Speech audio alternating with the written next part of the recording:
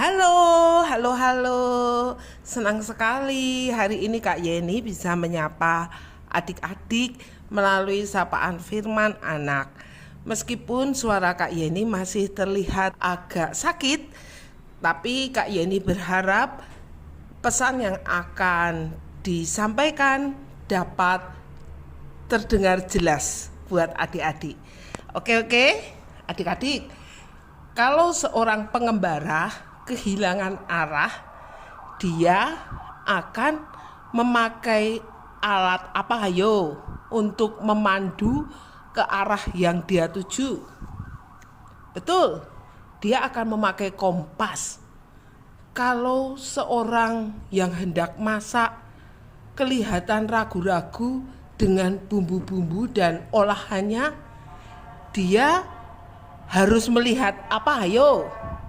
Benar, dia harus melihat buku resep.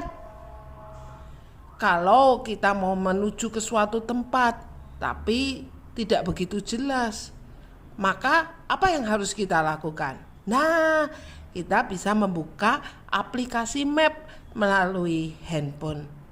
Adik-adik, hari Minggu kemarin kita telah mendengarkan cerita bagaimana Yesus menanggapi godaan iblis ketika Tuhan Yesus berada di padang gurun, yaitu dengan memegang apa adik-adik? Panduannya Tuhan Yesus apa? Betul, firman Tuhan. Firman Tuhan itu Tuhan Yesus selalu pegang dan jadikan dasar ketika iblis meminta Tuhan Yesus melakukan sesuatu. Ketika iblis menggoda Tuhan Yesus untuk memiliki sesuatu, ketika iblis menggoda Tuhan Yesus untuk memenuhi kebutuhan Tuhan Yesus akan rasa lapar, Tuhan Yesus tidak oke. Tuhan Yesus jawabnya no dengan menggunakan firman Tuhan. Adik-adik, sebagai anak-anak Tuhan, tentu kita pernah punya keinginan, punya godaan untuk melakukan sesuatu yang tidak baik. Dan untuk itu kita harus selalu memegang firman Tuhan. Wah, tapi firman Tuhannya kan banyak sekali Kak Yeni. Aku tidak hafal. Oh, kalau adik-adik tahu firman Tuhan yang tepat itu sangat baik. Tetapi jika firman Tuhannya itu jika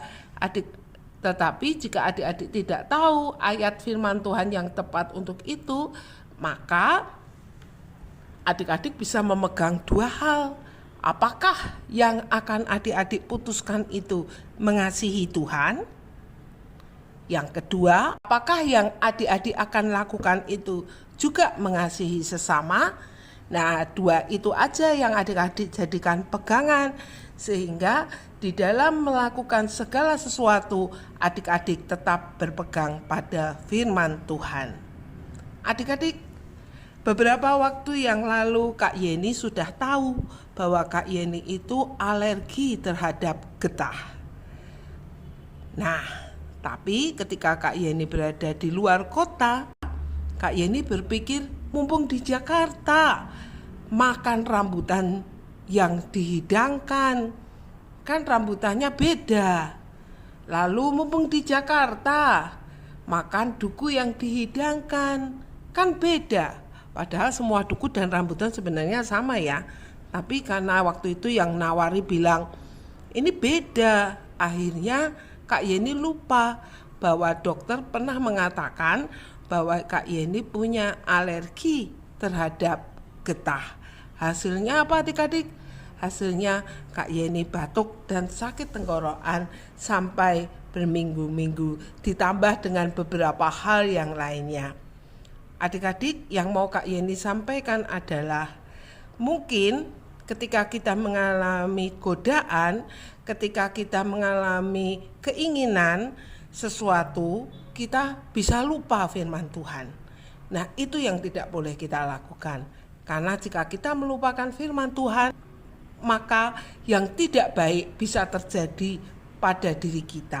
Ketika Kak Yeni mengabaikan, tidak lagi memegang anjuran dokter bahwa Kak Yeni itu punya alergi terhadap getah, Kak Yeni sakit selama berminggu-minggu. Ketika adik-adik mengabaikan firman Tuhan, maka bisa jadi ada sesuatu yang tidak baik terjadi di dalam diri kita.